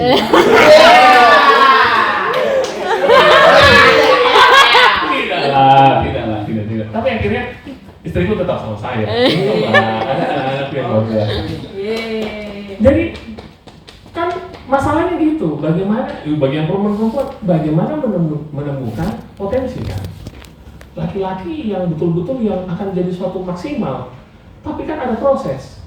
Bagusnya itu perempuan itu suka dengan proses, kalau laki-laki dengan hasil.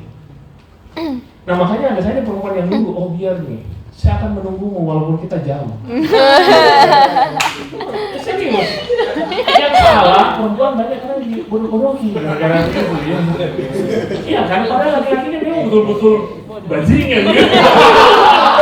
Iya, tidak punya jawab, tidak punya ini masalah gitu. Oke. Bagaimana kakak Kolo?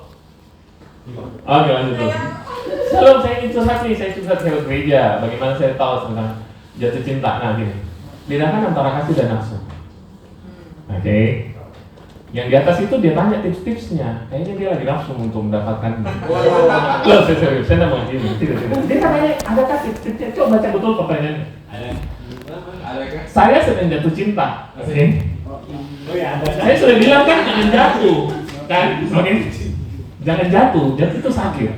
Kalau ekspektasimu tidak kena, sakit sekali itu. Cinta sama dengan klien. Jika ia adakah tips-tips dalam mengembangkannya? Tidak, dia tidak tulis begini, dia tulis ada tips-tipsnya. Saya bilang, kira saya dokter cinta ini. Oke? Tapi saya mau bilang begini, nafsu itu menguasai. Kayaknya dia lagi nafsu ini untuk mendapatkannya, makanya harus ada trik-triknya. Bagaimana ya triknya? Okay. Nafsu itu menguasai, kasih itu membebaskan. Saya dalam hidup saya tidak pernah menyarankan orang untuk pacaran, sama sekali tidak. Dalam Alkitab pun tidak ada yang namanya pacaran. Yang ada apa? Apa juga namanya si jodoh itu sudah praktek lama. Arti pertunangan. Pertunangan ada tujuan untuk menikah. Oke? Tunangan ada tujuan. Pacaran itu tidak ada gunanya sama sekali. Soalnya kenapa? Hancur, habis uang, waktu dan tenaga. Kalau enggak, banyak orang mau cari yang cocok-cocok, tidak akan ada yang cocok. Penjajakan untuk kalian menikah punya tujuan yang sama-sama untuk memenuhi panggilan Kristus. Itu saja. Kalau tidak ada tujuan, kalian cuma akan menghabiskan waktu untuk yang tidak. Ada laki-lakinya cemburu, dia mau kok berteman dengan itu, dia mau kok begini, dia mau kok kesana, dia mau kok bagaimana. Bebas tidak? Disihir, dikontrol. Perempuan, kenapa kok enggak tulis saya sudah mau makan sayang? Gimana? Sudah masak. Kenapa kok enggak cari hari ini? Kok gimana? Kenapa kok belum pulang? Mau kok begitu? Tidak bebas. Kasih itu membebaskan. Nafsu itu apa? Untuk saya, tumi. Egois. Ada pernah? Begini mau, pacaran mau. Anggaplah kau punya pacar. Mau duduk sampingnya lo di sini. Jangan nanti dibully kan. Oh. Iya kan? Mau nggak? Nggak mau kan? Adakah mau pacar mau duduk sampingnya yang berlawanan jenis? Tidak mau itu, tidak mentong. Tidak ada cerita. Ingatlah, hati-hati bedakan kasih dengan nafsu. Cinta itu dalam bahasa Indonesia cuma satu, cinta. Tetapi dalam bahasa Greek ada 4 kan? Eros, Filia, storge, Agape. agape. Yang Tuhan mau kita mengasihi. Oke, mengasihi. Kasih tanpa syarat. Coba lihat, kasih itu, nafsu itu meminta, kasih itu memberi. Betul tidak? Iya enggak. Kalau enggak saya enggak. Betul tidak? Katanya dia orang kalau pacaran, ceweknya harus gantinya dari belakang. Kan? Nafsu itu merusak, kasih itu merawat. Oh, hati-hati ya. Recheck kembali hatimu bertobat sekarang. Apapun yang tanya, recheck kembali hatimu bertobat sekarang. Saya harus bilang itu. Kalau kalian sedang menafsui orang, hati-hati, dekat dengan dosa. Tetap berjalan. Kalau kau memberi, kasih itu manis sekali loh. Saya kasih tahu kok. Waktu kau memberi, orang lain senang, kau juga ikut senang. Kasih tanpa syarat. Kita harus budayakan, jangan tertipu dengan tipuan dunia yang katanya cinta itu bahwa dia harus gini, dia harus gini. Aduh, tidak. Saya kasih nama anakku Lovely. Kenapa? Karena kalau love saja, Alice Love Teddy kan, jadi kan dia mengasihi, tidak Lovely. Karena 1 Korintus 13 ayat 1. Memang untuk pengingat dengan saya, karena saya itu dulu orang tidak mengasihi sekali dengan orang. Gitu. Saya itu orangnya garang, saya orangnya suka pemalas, apa segala macam. Kasih itu indah sekali. Sekarang coba yang perempuan, kalau lihat orang yang amat sangat loving, apakah dia bukan orang yang menarik untuk kalian? Menarik sekali kan? Kalau misalnya laki-laki lihat wanita, perempuan melayani orang lain, cantik banget kan kelihatan. Perhatikan kisahnya Ruth. Waktu Boaz lihat, dia lagi bekerja, lagi melayani. Perhatikan Ribka. Waktu didapat sama Ishak, sama temannya Ishak, dia lagi apa? Menimbahkan air untuk orang yang tidak dia kenal. Dia melayani. Ini ceritanya si gembalanya JPCC, Jeffrey Rahman. Dia lihat istrinya lagi ada pertemuan, dia bawa apa? Kue. Dia bagikan kue makanan ke anak-anak kecil. Kalau perempuan jadi anak-anak kecil cantik banget kan? Oh, cantik banget.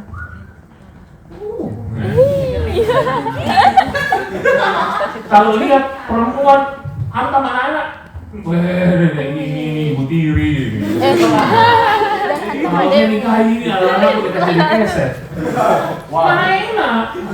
Tapi kalau mendidik, menyayangi, loving kindness, kelihatan cantik kan?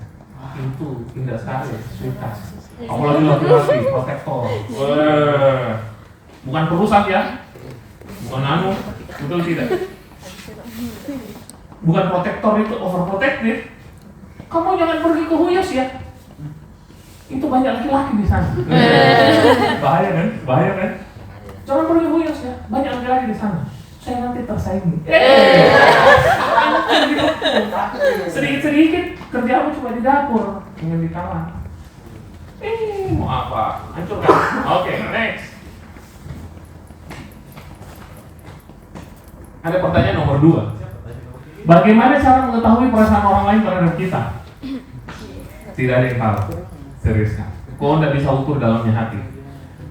Yeremia 17 ayat 9. Kita coba loh. Lihat. Nah, hati manusia itu pada dasarnya adalah jahat, licik, dan penipu. Oke.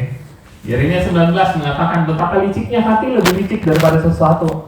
Hatinya yang sudah membatu, siapakah yang dapat mengetahuinya? Nah, tidak bisa. Kau tidak bisa tebak perasaannya orang. Kau tidak bisa tebak apa yang ada di kepalanya. Ingat nak, dalam orang Ibrani tidak ada konsep otak yang dia merasa bahwa semua pemikiran dan tindakan itu dari hati. Jadi tidak ada konsep berpikir itu dari otak, nah, tapi dari hati. Jadi kalau di Alkitab dikatakan kata hati, itu berarti pikiran, otaknya kita. Kalian tangkap? Nah, kalau dia bilang jagalah hatimu dengan segala kewaspadaan, itu dia katakan apa? Jagalah otakmu. Jangan pikiran kotor. Oke, ya, anggaplah begitu. Oke. Jangan pikirnya macam-macam, karena dari situlah terpancar kehidupan. Cukup jelas tak? Jelas. Jadi tidak ada yang tahu isi kepalanya orang, apa yang dia mau bikin, dia mau apa, motifnya apa, tidak ada yang tahu. Tangkap, oke? Next, nomor 3. Panas. Sudah gede, selesai nih. Setuju nggak pacaran beda agama, Kak? Boleh nggak pacaran beda agama? Ini kok anu nggak? Salah. Kata-katanya perhatikan. Setuju nggak pacaran beda agama, Kak? Boleh nggak pacaran beda agama? Kan hanya pacaran, nggak sampai nikah. Bagaimana kalau udah terlanjur suka dan menjalin hubungan dalam kurung pacaran sama yang berbeda agama tersebut? Makasih.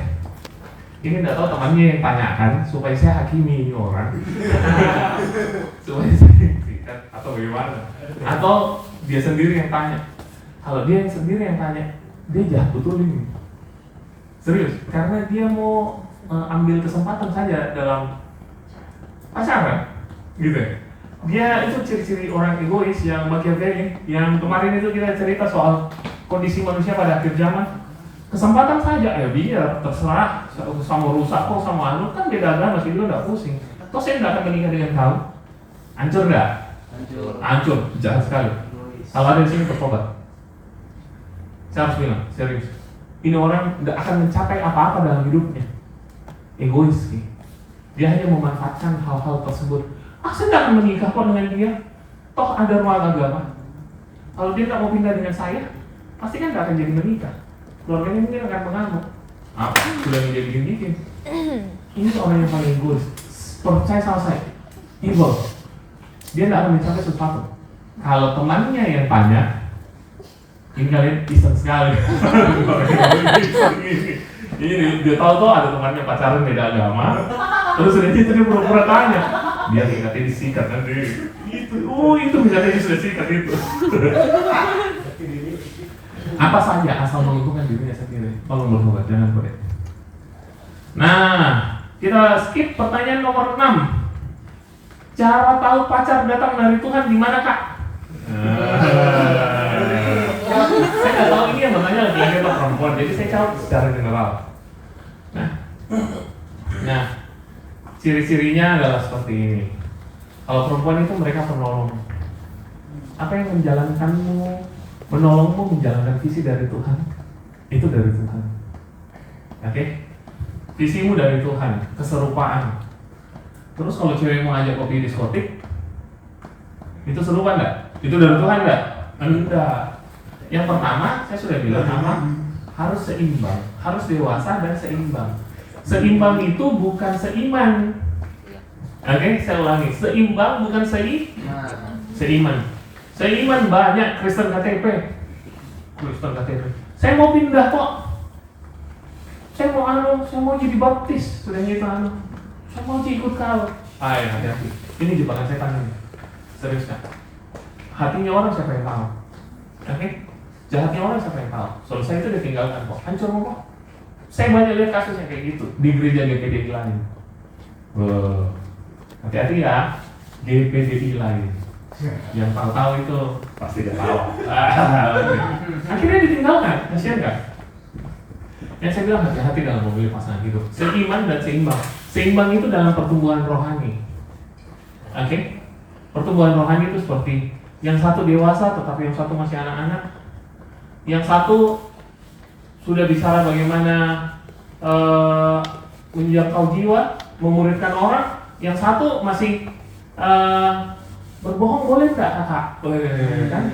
Anak-anak rohani. Makanannya itu makanan bubur. Oke? Nah, jangan. Ya pokoknya itu perempuan harus jadi penolong. Apa yang menolongmu menjalankan visi yang dari Tuhan. Nah, kalau soal pria, standarnya harus tinggi. Karena dia adalah kepala. Di dalam kitab Kejadian yang dipercayakan di seorang pria itu ada 3 W. Ini saya harus cerita sama kalian. Yang pertama women, yang kedua yang pertama word, firman Tuhan. Yang kedua word, pekerjaan. Yang ketiga adalah women, perempuan. Waktu perempuan Hawa dijadikan, dibawalah perempuan itu ke laki-laki. Baca baik-baik ayatnya. Maka dibawalah perempuan itu ke Adam. Lalu Adam menamai dia. Waktu menamai itu berarti bahwa dia mengelola. Tangkap ya. Perempuan itu dipercayakan pada laki-laki. Laki-laki yang bisa pegang perempuan tidak akan dipercayakan perempuan lainnya. Kalian tidak bisa kerjakan mamamu, adekmu, ibu gembalamu. Itu ibu gembala saya amat sangat kasihi. Kalau dia minta sesuatu saya nggak mungkin bisa tolak. Kalian ngerti enggak? Hanya dari perempuan-perempuan yang lain gitu loh. Terus nanti kalian dipercayakan pasangan hidup. Hidupnya kalian dibentuk dari situ. Kalau kalian tentang mamamu, kurang ajar sama mamamu. Mama, kasih saya uang kuota. Saya tidak mau makan kalau Anda belikan saya HP baru. Apa itu? Kelola. Sebagaimana kalian mengasihi ibunya kalian, begitu pula kalian akan mengasihi istrinya kalian nanti. Iya kan? Masa mamanya kalian pukul, istrimu kalian nggak pukul? Kalian pasti pukul. It's simple thing. Betul tidak? Bagaimana guys? Dipercayakan. Yang paling pertama dipercayakan firman. Janganlah makan buah ini, kuasailah bumi dan taklukkanlah itu. Dipercayakan firman. Kita bekerja. Suara Tuhan harus kita dengar. Oke, angkat. Yang kedua apa? Dipercayakan pekerjaan. Kalian harus bekerja. Mengepel, bikin cappuccino, mencuci, jalankan hal kecil-kecil, melayani, belajar, bikin segala sesuatu. Pria maksimal itu menjalankan tiga-tiganya. Baru ketika Tuhan membawakan, kalian dipercayakan, kalian yang mengelola, mengajarkan. Begini loh, kita harus pergi gereja, kita harus pergi, kita harus memberi, kita harus berkorban, kita harus gini. Kalian dipercayakan, kalian laki-laki, tidak ada perempuan yang sempurna, serius. Perempuan harus dikerja. Tidak ada perempuan yang dominan, yang ada laki-laki yang pasif. Waktu Hawa bikin dosa makan buah pertama kali, yang ditanya siapa? Adam. Selesai dia makan, dia kasih Adam. Adam di mana? Di sampingnya, saya tahu tuh. Wanti-wanti. Kalian tidak aktif, kalian hancur. Dikontrol kok sama perempuan hancur. Saya lihat banyak raja-raja jatuh gara-gara perempuan. Wah, banyak. Pembahasan lain. Oke guys. Nah, tangkap kan? Pembahasan lain, oke? Ingat, intinya pria itu fungsinya 3. Imam, raja, nabi. Panjang ceritanya. Kalau kalian tidak lihat itu dari laki-laki, tolong cari yang lain. Oke. Imam membawa mesbah, berhubungan dengan Tuhan, ajari gereja, baca firman tiap hari, kasih renungan. Itu imam kerjanya. Oke. Dia berdiri di depan, itu artinya imam itu artinya frontier, orang yang berdiri di depan, berjalan di depan. Dia lebih dulu, dia bicara dengan Tuhan. Nabi mendengar suara Tuhan. Oke? Dia tahu apa yang harus dilakukan, arahnya kemana. Kalau ditanya anak-anakmu ada di mana, tidak tahu Tuhan. Jangan-jangan anaknya lagi di diskotik. Ica mau tahu. Coba lihat bapak-bapak sekarang. Kalau tanya anakmu di mana? Yang TKTS. Ya nggak tahu, kok tanya saya.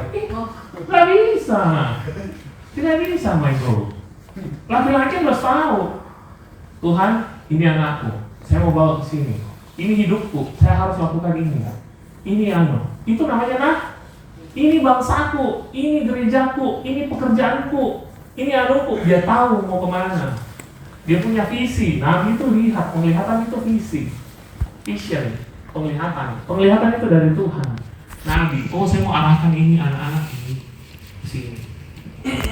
Kalau kau tanya bapakmu, Pak, saya harus kuliah apa? Dan dia nggak tahu jawab. Sorry, minta maaf. Karunia tidak. Salah kalau saya minta maaf, saya harus bilang. Kalian jangan mengikuti bapak-bapak yang sudah kalian. Pak, saya harus kuliah di mana, saya harus bikin apa, terus bapaknya bilang, saya nggak tahu. Oke. Imam, nabi, raja.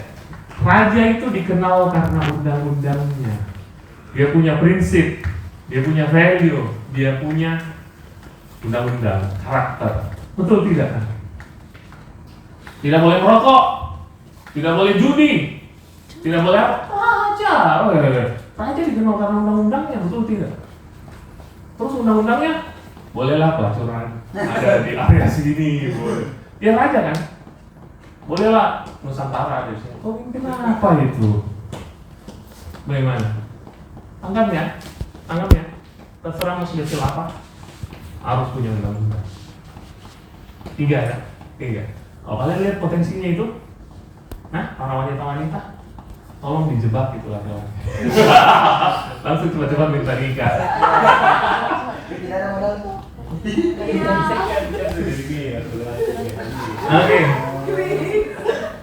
Nomor 9, apakah kita harus secara aktif cari pasangan atau kita menanti Allah membawa pasangan untuk kita?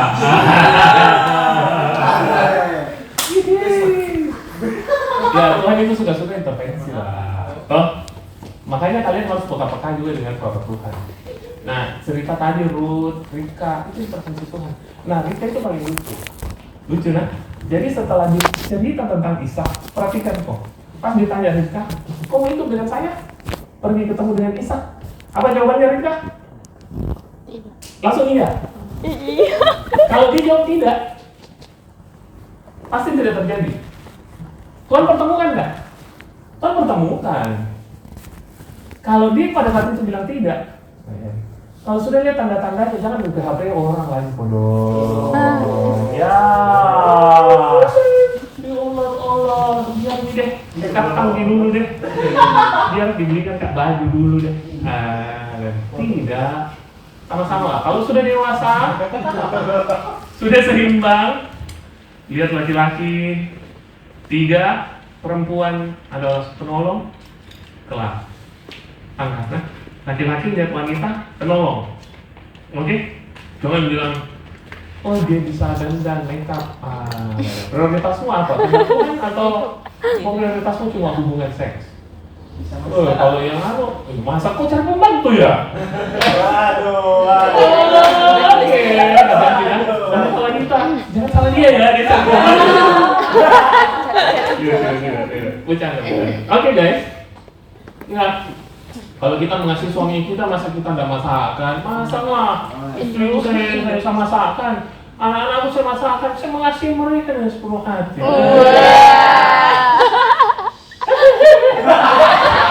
Enak saja mau makan. Kalau datang yang bagus jangan jual mahal, respon nih. Laki-laki juga harus full stack dong, full stack. Gas. Betul tidak? Laki-laki itu harus strongman. Itu harus kuat segala bidang, teratur, hubungannya dengan Tuhan bagus, sesama bagus, dompetnya bagus. Iya, harus full. Ada pertanyaan. Apa? Bagaimana misalnya itu perempuan sudah kasih signal, terus laki-lakinya pasif bagaimana? Coba jawab dulu loh, boleh?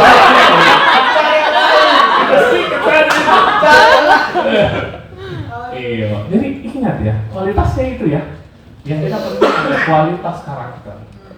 Jangan cari yang lain mau gagah. Aduh, jangan kok. Saya suka sama dia karena dia sama-sama dengan saya suka makan ikan. Kucing bukan suka makan ikan, sama kucing saja. Tidak kan? Harus jangan berdasarkan perasaan. Ingat, cinta itu perasaan loh. Cinta bisa hilang nggak? Bisa. Terus kok mau dasarkan atas hal yang itu, bukan hal yang kekal? Tidak. Komitmen hilang nggak? Perjanjiannya Tuhan hilang nggak? Tidak. Dasarkan yang bagus. Kayak jungkok, kayak ini. Sekarang mukanya kalau ditabrak mobil, kayak gimana? Ada kan emosi dari dia? Tidak kan?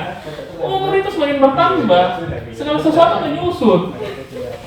Betul tidak guys? Jangan lihat muka, saya suka dia karena tinggi. Bagaimana caranya? Terus, Sudah. Oke. Nomor 10. Ada nggak? Oh, enggak ada. Oke. Dia bilang kayak gini, bagaimana saya tahu kalau sudah dapat pasangan yang tepat? Tidak ada pasangan yang tepat dan cocok. Sudah. Nah, fully compatible tidak bisa. Tidak bisa. Laki-laki dan perempuan diciptakan berbeda. Tetapi role-nya berbeda. Sama di hadapan Tuhan tetapi role-nya berbeda. Tidak bisa. Saya bisa kasih nonton videonya kalian. Yang soal perempuan dan laki-laki itu amat sangat beda, cara berpikir beda, penampilan beda, tidak bisa dipaksakan, tidak bisa sama sekali gitu. Kalian harus mengasihi yang berbeda dari kalian, itu namanya kasih. Kalau bilang saya tidak cocok, semua orang kalian tidak cocok. Nah, saudara sendiri saja, kan kita tidak cocok, betul tidak? Apalagi orang lain. Jadi pasti harus bergesekan dengan satu dengan yang lain. Tidak ada yang tepat. Harus dikelola. Yang laki-laki harus mengelola wanita yang diberikan Tuhan nanti. Kak, nomor 7. Bagaimana cara mengatasi perasaan tertolak sudah? Oke.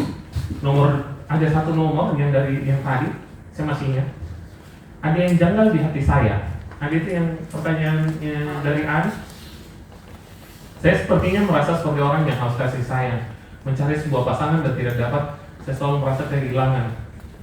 Seperti semua orang yang saya suka itu saya anggap pacar sendiri. Saya ingin berhenti membuat hal itu, membuat orang lain yang saya sukai tersakiti dengan perbuatanku. Karena setiap saya merasa kehilangan, maka pikiran saya akan mulai untuk overthinking dan perilaku saya kepada orang tersebut negatif. Merusak kan? Apa yang harus saya lakukan untuk menghentikan semua itu? Dia punya abandonment issue. Isu yang dia pernah ditinggalkan orang lain ataupun orang tua di atasnya yang seharusnya menjaga dan menafkahi atau apapun itu, dia sering ditinggalkan. Jadi dia punya yang seperti itu. Dia tidak ingin ditinggalkan sama orang lain.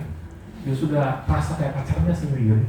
Jadi siapapun yang ditemani dia rasa kayak pacarnya sendiri. Dia mencurahkan semuanya sampai akhirnya itu cewek pergi. Saya tahu ini cewek atau cowok, anggaplah ini cewek. Cewek pergi, akhirnya dia akhirnya negatif. Gitu.